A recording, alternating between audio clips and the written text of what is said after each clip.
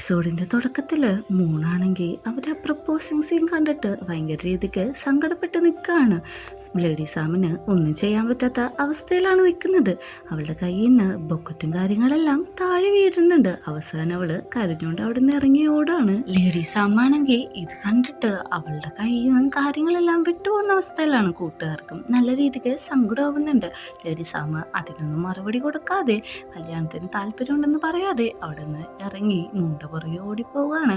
എല്ലാവരും ഇത് കണ്ടിട്ട് ഭയങ്കരമായിട്ട് അതിശയപ്പെട്ടാണ് നിൽക്കുന്നത്. പുറത്തിറങ്ങി അവള് ഒത്തിരി തവണ മൂണിനെ അന്വേഷിക്കുന്നുണ്ടെങ്കിലും വിളിക്കുന്നുണ്ടെങ്കിലും മൂന്ന് നിൽക്കാൻ കൂട്ടാക്കാതെ അവള് അവളുടെ വീട്ടിലേക്ക് പോവുകയാണ്. ഇത് കാണുന്ന ലേഡി സാമിനും സങ്കടമാവുന്നുണ്ട്. മൂന്നാണെങ്കിൽ വീട്ടിൽ വന്ന് കിടന്ന് കരയാണ്. ആലോചിക്കുന്നുണ്ട്, ഞാൻ എന്തിനാണ് ഇത്ര ഹേർട്ടാവുന്നത്? എനിക്ക് അവളോട് ശരിക്കും ഫീലിങ്സ് ഉണ്ടോ? അവളുടെ ഫ്രണ്ട് പറഞ്ഞ കാര്യങ്ങൾ, അതായത് ഇപ്പോഴുള്ള ഡേറ്റിംഗ് ഒന്നും വലിയ കാര്യമൊന്നുമല്ല, ഗേൾസ് തമ്മിലുള്ള റിലേഷൻഷിപ്പ്, ആ കാര്യമെല്ലാം ആലോചിച്ച് കിടന്ന് കരയാണ്. ഞാൻ എന്തിനാണ് ഇങ്ങനെ കരയുന്നത്? എനിക്ക് ശരിക്കും ലേഡി സാമിനെ ഇഷ്ടമാണെന്നാണ് തോന്നുന്നത്. അങ്ങനെയെല്ലാം ചിന്തിച്ചാണ് അവൾ അവിടെ കിടന്ന് കരയുന്നത്. കാരണം രണ്ടുപേർക്കും ഓൾറെഡി ഫീലിങ്സ് ഉണ്ടെന്ന് അറിയാം. പക്ഷെ എന്തോ ഒരു കാരണം കൊണ്ടാണ് രണ്ടുപേരും അത് എക്സ്പ്രസ് ചെയ്യാതെ നിൽക്കുന്നത്. ലേഡി സാമാണെങ്കിൽ മൂണ്ട വീട്ടിൻ്റെ ഫ്രണ്ടിൽ വന്നിട്ട് അവളെ തന്നെ വിളിക്കാനായിട്ട് നോക്കുന്നുണ്ട്. പക്ഷെ എന്തുകൊണ്ടോ വിളിക്കാനായിട്ട് ധൈര്യം കാണിക്കുന്നില്ല. അപ്പോഴേക്കും ലേഡി സാമിൻ്റെ ഫോണിലേക്ക് ഇറക്കി വിളിക്കുന്നുണ്ട്. അവൻ ചോദിക്കുന്നുണ്ട്, ശരിക്കും സോറി, നീ പ്രിപ്പയർഡ് ആയിരുന്നു എന്ന് ഞാൻ ചിന്തിച്ചില്ല. എനിക്ക് മനസ്സിലാവും നിനക്ക് ഇത് ഇഷ്ടപ്പെട്ടിട്ടില്ല എന്ന്. ഞാൻ നിനക്ക് വേണ്ടി വെയിറ്റ് ചെയ്യാം, ഇത്ര ടൈം വേണമെങ്കിലും നീ എടുത്തോ, അതിനൊന്നും യാതൊരു കുഴപ്പമില്ല, നിന്നെ സപ്പോർട്ടിന് ഞാൻ ഉണ്ടാവും എന്നാണ് അവൻ പറയുന്നത്. ഓക്കെ, എനിക്ക് ടൈം വേണമെന്ന് പറഞ്ഞിട്ട് അവൾ കോള് തട്ടുകയാണ്. അവൾ എന്തോ ആലോചിച്ച് ആ വഴി നടക്കുന്നുണ്ട്. നമ്മുടെ മോണാണെങ്കിൽ ഇപ്പോഴും കരച്ചിൽ തന്നെയാണ്. അവൾ കരഞ്ഞ് തളർന്ന് കിടന്നുറങ്ങാണ്. പിറ്റേ ദിവസം രാവിലെ മോൻ ഓഫീസിലേക്ക് വരുന്നുണ്ട്. അവിടെ വരുമ്പോഴേക്കും നമ്മൾക്കൊരു നെഗറ്റീവായിട്ടുള്ളൊരു എനർജി ഫീൽ ചെയ്യുന്നുണ്ട്. കാരണം അവൾ ആകെ തളർന്ന് നിൽക്കുകയാണല്ലോ. അപ്പോഴേക്കാണ് അവർ കൊളീഗ്സ് എല്ലാം അവളുടെ അടുത്തേക്ക് വരുന്നത്. അവൾ ആ പിങ്ക് പോയിന്റ് പ്രൊജക്റ്റ് ചെയ്തിട്ടുണ്ടായിരുന്നില്ലേ, അതിന് 5K ഫോളോവേഴ്സാണ് ഇപ്പോൾ കിട്ടിയിരിക്കുന്നത്. അതുകൊണ്ട് തന്നെ അവരെല്ലാവരും അത് സെലിബ്രേറ്റ് ചെയ്യാണ്. എല്ലാവരും പറയുന്നുണ്ട്, നിന്റെ ഹാർഡ് വർക്കിനും നിന്റെ കഷ്ടപ്പാടിനും എല്ലാം ഫലം കിട്ടിയിരിക്കുന്നു, നമുക്കിതെന്തായാലും സെലിബ്രേറ്റ് ചെയ്യണം എന്നൊക്കെയാണ് എല്ലാവരും പറയുന്നത്. അവൾക്കും അതിൽ ഒത്തിരി സന്തോഷമാവുന്നുണ്ട്. പക്ഷേ ലേഡി സാമിൻ്റെ കാര്യം ഓർത്തിട്ട് അവൾക്ക് ഭയങ്കരമായിട്ട് സങ്കടമാവുന്നത്. ലേഡി സാം എവിടെയെന്ന് നോക്കുമ്പോൾ ലേഡി സാം 2 ദിവസമായിട്ട് വന്നിട്ടില്ല, സിക്ക് ലീവ് എടുത്തേക്കാന്ന് പറയുന്നുണ്ട്. ഇത് കേൾക്കുന്നതും മൂന്ന് ഭയങ്കര രീതിക്ക് ടെൻഷൻ ആവുകയാണ്. ബാക്കി കൊളീഗ്സ് പറയുന്നുണ്ട്, അതിനിപ്പോൾ എന്താ, കമ്പനിയുടെ ഓണറല്ലേ, പിന്നെ നമുക്ക് ഹാപ്പി ആയിട്ടിരുന്ന് വർക്ക് ചെയ്യാമല്ലോ എന്നൊക്കെയാണ് പറയുന്നത്. ഇതെല്ലാം കേട്ട അവള് ഉടനെ തന്നെ ലേഡി സാമിൻ്റെ വീട്ടിലേക്ക് ചെല്ലാണ്. അവിടെ ചെന്ന് കോളിംഗ് ബെല്ലടിക്കുന്നുണ്ട്. കുറേ നേരം ലേഡി സാമിന് വേണ്ടി വെയിറ്റ് ചെയ്യുന്നുണ്ട്. അവൾ അവിടെ നിൽക്കുമ്പോഴേക്കും ലേഡി സാം വന്നിട്ട്, എന്തിനാണ് നീ കോളിംഗ് ബെല്ലടിച്ചെന്ന് ചോദിക്കുന്നുണ്ട്. നിനക്ക് എന്താണ് പറ്റിയത്, പാടില്ലേ, ഞാൻ തൊട്ടുനോക്കട്ടെ എന്ന് പറഞ്ഞ് തൊട്ടുനോക്കുന്നുണ്ട്. ഞാൻ ഈ കമ്പനീൻ്റെ ഓണറാണ്, അതുകൊണ്ട് എനിക്ക് എപ്പോഴും വേണമെങ്കിലും ലീവ് എടുക്കാം, നീ എന്താ ചോദ്യം ചെയ്യുകയാണോ എന്ന് ചോദിക്കുന്നുണ്ട്. അല്ല, ഞാൻ ചുമ്മാ ചോദിച്ചതാണെന്നാണ് പറയുന്നത്. നീ ഒരു കാര്യം ചെയ്യും, നീ വീട്ടിൽ പോകാൻ നോക്ക്, എനിക്ക് നിന്നോടൊന്നും സംസാരിക്കാനില്ല, നാളെ ഓഫീസിൽ വെച്ച് കാണാമെന്ന് ഭയങ്കര റഫായിട്ട് പറയാണ്. ഭയങ്കര ദേഷ്യമുള്ള രീതിയിലാണ് ലേഡി സാം സംസാരിക്കുന്നത്.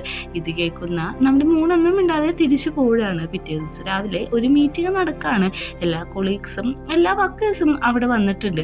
എല്ലാവരും ഇരിക്കുമ്പോൾ ലേഡി സാം വന്ന് പ്രൊജക്ടറൊക്കെ ഓണാക്കിയിട്ട് അവരുടെ ആ പ്രൊജക്റ്റിൻ്റെ കാര്യം പറയാണ്. 5K എന്തായാലും ആയിട്ടുണ്ട്, പക്ഷേ 2 ദിവസത്തിനുള്ളിൽ ഇവള് 1 lakh എത്തിക്കണം, അല്ലെങ്കിൽ ഞാൻ ഇവളുടെ കമ്പനിയിൽ നിന്ന് ഫയർ ചെയ്യുമെന്നാണ് പറയുന്നത്.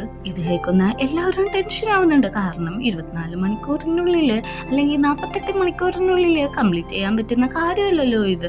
എല്ലാവരും അതിശയപ്പെട്ട് തന്നെയാണ് ഇരിക്കുന്നത്. ഞാൻ പറയുന്ന കാര്യം സത്യമാണ്, ഇവളത് കംപ്ലീറ്റ് ചെയ്തില്ലെങ്കിൽ ഇവളെ ഞാൻ ഇവിടുന്ന് പുറത്താക്കും. അതുകൊണ്ട് ഹാർഡ് വർക്ക് ചെയ്ത് എങ്ങനെയെങ്കിലും ഒരു ഫോളോവേഴ്സിൻ്റെ അക്കൗണ്ടിലേക്ക് എത്തിക്കണമെന്നാണ് പറയുന്നത്. നമ്മുടെ മോനാണെങ്കിലും നല്ല രീതിക്ക് ഭയങ്കരമായിട്ട് ടെൻഷൻ ആവുന്നുണ്ട്. കാരണം എന്തുകൊണ്ടാണ് ഇങ്ങനെ ചെയ്യുന്നതെന്നൊന്നും അറിയില്ലല്ലോ. കൊളീഗ്സ് എല്ലാവരും അവളെ സപ്പോർട്ട് ചെയ്യാണ്, ഞങ്ങളും കൂടി സപ്പോർട്ട് ചെയ്യാന്ന് ആൻറ്റി പറയുന്നുണ്ട്. ഞാൻ എൻ്റെ വീട്ടിലുള്ളവർക്ക് എല്ലാവർക്കും ഇത് ഷെയർ ചെയ്യാമെന്ന് പറയുന്നുണ്ട്. ചെഞ്ചു ചോദിക്കുന്നുണ്ട്, എത്ര പേരുണ്ട് വീട്ടിലെന്ന്. 2 പേരുള്ളൂ എന്നാണ് പറയുന്നത്. പക്ഷെ എന്നാലും ആ ഒരു കൗണ്ട് എത്തത്തില്ല. അപ്പോൾ എല്ലാവർക്കും കൂടി എല്ലാവരെയും ആൾക്കാരുടെ വീട്ടിലേക്കൊക്കെ ഷെയർ ചെയ്യാമെന്നാണ് പറയുന്നത്. പക്ഷേ നമ്മുടെ മോണാണെങ്കിൽ ഇത് ഇമ്പോസിബിൾ ആയിട്ടുള്ള വർക്കായതുകൊണ്ട് തന്നെ തനിക്ക് കംപ്ലീറ്റ് ചെയ്യാൻ പറ്റില്ല, റിസൈൻ ചെയ്യാൻ പോവാണെന്ന് അവളുടെ ഫ്രണ്ട്സിനോട് പറഞ്ഞ് ഇന്ന് കരഞ്ഞോണ്ടേക്കാണ്. ലേഡി സാമിന് എന്തോ അവളോട് ദേഷ്യമുണ്ട്, അതുകൊണ്ടാണ് ഇങ്ങനെയൊക്കെ എക്സ്പ്രസ് ചെയ്യണേന്നാണ് ബാക്കി എല്ലാവരോടും നമ്മൾ പറയുന്നത്. എല്ലാവരും അവളെ ഒത്തിരി സമാധാനിപ്പിക്കുന്നുണ്ട്. കുഴപ്പമില്ല, ഇപ്പം തന്നെ ഗീവ് അപ്പ് ചെയ്യല്ലേ എല്ലാവരും അവളെ കെട്ടിപ്പിടിക്കുന്നുണ്ട്. പക്ഷേ എനിക്കിനി പറ്റത്തില്ല, ഞാൻ റിസൈൻ തന്നെ ചെയ്യാൻ പോവാണ്, അല്ലെങ്കിൽ അവളെന്നെ പുറത്താക്കും എന്നാണ് പറയുന്നത്.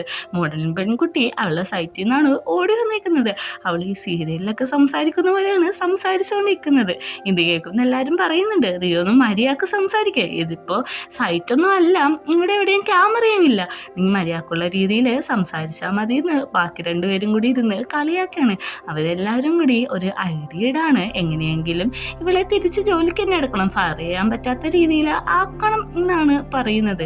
എല്ലാവരും ആലോചിച്ച് അവസാനം ഒരു ഐഡിയയിൽ എത്തുന്നുണ്ട്. വൈകുന്നേരം ആകുമ്പോഴേക്കും ലേഡി സാമിനെ ഭക്ഷണം കഴിക്കാനായിട്ട് ക്ഷണിക്കുന്നുണ്ട്. ലേഡി സാമു വന്നിരിക്കുമ്പോൾ ആദ്യം ചോദിക്കുന്നത്, നീ എന്തിനാണ് അവളെ പുറത്താക്കിയെന്നാണ്. ലേഡി സാമു ചോദിക്കുന്നുണ്ട്, ഇത്ര പെട്ടെന്ന് അവൾ ഇവിടെ വന്ന് പറഞ്ഞു എന്നാണ് ചോദിക്കുന്നത്. ഇല്ല, അവൾ എൻ്റെ കമ്പനിയിലേക്ക് ഒരു റെസ്യൂം അയച്ചെന്ന് നമ്മുടെ ചെക്കനായ പെൺകുട്ടി പറയാണ്.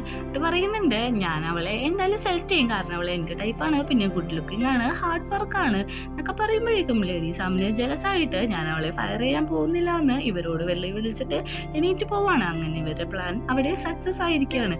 നമ്മുടെ മൂന്നാണെങ്കിൽ എല്ലാവർക്കും ഉള്ള ഫെയർവെൽ പാർട്ടി നടത്തിക്കൊണ്ടിരിക്കുകയാണ്. നമ്മൾ റിസൈൻ ചെയ്യാൻ തീരുമാനിച്ചില്ല. എല്ലാവരും പറയുന്നുണ്ട്, കുറച്ച് നാളാണ് നിന്റെ ഒപ്പം വർക്ക് ചെയ്തിട്ടുള്ളെങ്കിലും നിന്നെ പോലത്തെ ഒരു അടിപൊളിയായിട്ടുള്ള കുട്ടീനെ ഞങ്ങൾ ഇതുവരെയും കണ്ടിട്ടില്ല, നീ ഭയങ്കര ഹാർഡ് വർക്കിംഗ് ആണ്, ഇതേപോലെ തന്നെ വേറൊരു കമ്പനിയിലും നീ മുമ്പോട്ട് പോകണം എന്നൊക്കെയാണ് പറയുന്നത്. അങ്ങനെ ലേഡി സാമിനോടും ഇവിടെ അവസാനമായിട്ട് യാത്ര പറയാനായിട്ട് ചെല്ലുന്നുണ്ട്.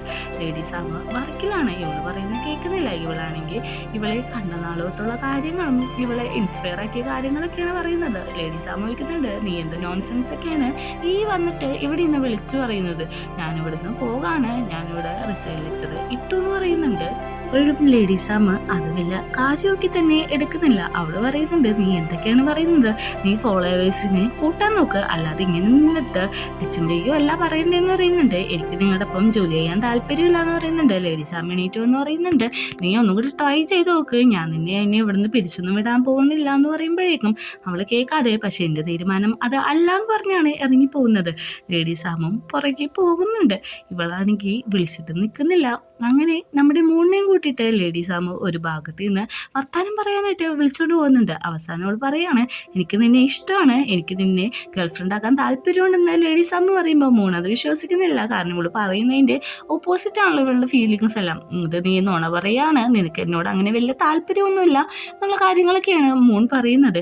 ഞാൻ പറയുന്നത് നീ ഒന്ന് മനസ്സിലാക്കേ, എനിക്ക് നിന്നെ ഇഷ്ടമാണ്, അത്ര അധികം ഇഷ്ടമെന്ന് പറയുന്നുണ്ട്. അങ്ങോട്ട് കുറേ കോളേജ് കാര്യങ്ങൾ വരുമ്പോഴേക്കും നമ്മുടെ മൂണ് അവിടുന്ന് പോകാണ്. കാരണം ഇവള് പറയുന്നൊന്നും കേൾക്കാനും നിൽക്കുന്നില്ല. അവളെ കൊണ്ട് പറഞ്ഞ് മുഴിപ്പിക്കാനും സമ്മതിക്കാത്ത അവസ്ഥയിലാണ് ഈ പെങ്കുച്ച കിടന്ന് കാണിച്ചുകൊണ്ടിരിക്കുന്നത്.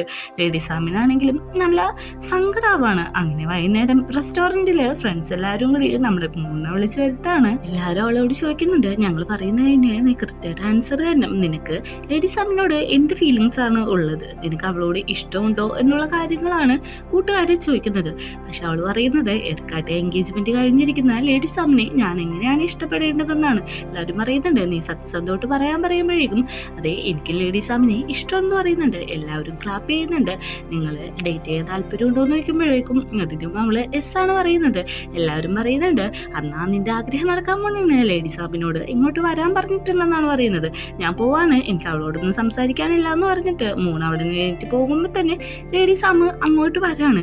രണ്ടുപേരും ഒന്നും മിണ്ടാൻ പറ്റാതെ അവിടെ കുറച്ചേരം നിൽക്കുന്നുണ്ട്. ബാക്കി എല്ലാവരും പറയുന്നുണ്ട്, എന്താണ് ടൈമിങ്, കറക്റ്റ് ടൈമിങ്ങിൽ തന്നെ അവർ കണ്ടുമുട്ടിയല്ലോ എന്നുള്ള രീതിയിൽ എല്ലാവരും ത്രില്ലടിച്ചിരിക്കുകയാണ്. ലേഡി സാമാണെങ്കിൽ അവളെ വിളിച്ച് പുറത്തു കൊണ്ടുപോയിട്ട് സംസാരിക്കുകയാണ്. എനിക്ക് നിന്നെ ഇഷ്ടമാണെന്ന് പറയുമ്പോഴേക്കും എനിക്കറിയാം നീ പറയുന്നതിൻ്റെ ഓപ്പോസിറ്റാണ് നീ ഫീൽ ചെയ്യുള്ളൂ എന്ന് പറയുമ്പോഴേക്കും എനിക്ക് നിന്നെ ഇഷ്ടമല്ല, എനിക്ക് നിന്നെ ഹെറ്റാണ്, എനിക്ക് നിന്നോട് ദേഷ്യമാണ് എന്നൊക്കെ ഉള്ള രീതി പറയാണ്. അങ്ങനെ നമ്മൾ മൂന്ന് മനസ്സിലാവാണ് ലേഡി സാമിന് സത്യസന്ധമായിട്ട് അവളോട് ഇഷ്ടമാണെന്നുള്ള കാര്യം. കൂട്ടുകാരി ഇത് കണ്ടിട്ട് ഭയങ്കര രീതിയിൽ കൈയടിച്ച് തുള്ളിച്ചാടുന്നുണ്ട്. അങ്ങനെ നമ്മുടെ പെൺപിള്ളേര് സെറ്റായല്ലോ. ഇവര് സെറ്റായി കഴിഞ്ഞ ഉടനെ എന്നെ കൂട്ടുകാർ ചോദിക്കുന്നുണ്ട്, ഇനി എന്താണ് നിങ്ങളുടെ പ്ലാന്, നിങ്ങൾ ഡേറ്റിങ്ങിന് പോകുന്നുണ്ടോ, ട്രിപ്പിന് പോകുന്നുണ്ടോ എന്നൊക്കെ ചോദിക്കുമ്പോൾ ഞങ്ങൾ ഡേറ്റിങ്ങിന് ഉടനെ തന്നെ പോകുന്നുണ്ടെന്നാണ് ലേഡി സാമു പറയുന്നത്. അത് കഴിഞ്ഞിട്ട് പറയുന്നുണ്ട്, ഇനി നമ്മൾ ഗേൾ ഫ്രണ്ട്സ് ആയതുകൊണ്ട് ഇനി ഡിസ്റ്റൻസ് ഒന്നും വേണ്ടാന്ന്. അങ്ങനെ അവർ ഡേറ്റിങ്ങിന് പോകുന്നതാണ് നമ്മളെ കാണിക്കുന്നത്. നെയിലെല്ലാം എക്സ്റ്റേഷൻ ചെയ്യുന്നുണ്ട്. അതേപോലെ തന്നെ കുറേ ഷോപ്പിംഗ് മോളിൽ പോയിട്ട് സാധനങ്ങളെല്ലാം മേടിക്കുന്നുണ്ട്. അണ്ടർ ഗാർമെൻറ്റ്സ് ഒക്കെ കൂടുതലും മേടിക്കുന്നുണ്ട്. അങ്ങനെ ഇവർ ഓരോന്ന് കണ്ടും ആസ്വദിച്ചും അവരുടെ ആ ഡേ കടന്നു പോകുന്നതാണ് നമ്മളെ കാണിക്കുന്നത്. നമ്മുടെ മൂണാണെങ്കിൽ ചീപ്പായിട്ടുള്ള സാധനങ്ങളൊക്കെയാണ് ഇഷ്ടപ്പെടുന്നത്. അത് ലേഡി സാമിന് ഇഷ്ടപ്പെടുന്നില്ല. അങ്ങനെ ഒരു വർത്താനം പറഞ്ഞുകൊണ്ടിരിക്കുമ്പോൾ ഓഫീസിലെ ഒരു പെൺകുട്ടി ഇവരെ കാണുന്നുണ്ട്.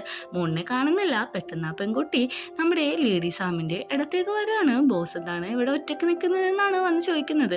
അപ്പോഴേക്കും ഇവള് എടുത്തു പറയാണ്, ഞാൻ ഒറ്റക്കാണ് ഉള്ളത്, വേറെ ആരും എന്ത് കൂടിയില്ല എന്ന് പറയുന്നുണ്ട്. അവളാണെങ്കിൽ കൺഫ്യൂഷനായി നിൽക്കുകയാണ്.